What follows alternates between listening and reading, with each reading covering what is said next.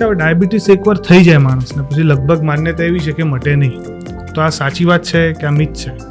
મહદઅંશે સાચી વાત છે કે એકવાર ડાયાબિટીસ થાય તો એ મૂળમાંથી નાબૂદ ના થાય, પણ બધા કેસમાં નથી થતું. જેમ મેં કીધું કે ઘણા લોકોને ડાયાબિટીસ દવાઓના લીધે થાય છે, ખાસ કરીને અસ્થમા અથવા ચામડીની અમુક બીમારીઓ અથવા ઇમ્યુનોલોજીકલ જે બીમારીઓ છે.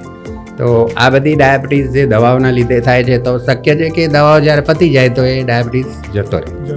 જેમ કોવિડ સમયમાં બહુ બધી દવાઓના લીધે ઘણા બધાને ડાયાબિટીસ થયો હતો, કારણ કે કોવિડના સમયમાં સ્ટીરોઇડ્સ વાપરવા પડ્યા હતા અમારે ના છૂટકે.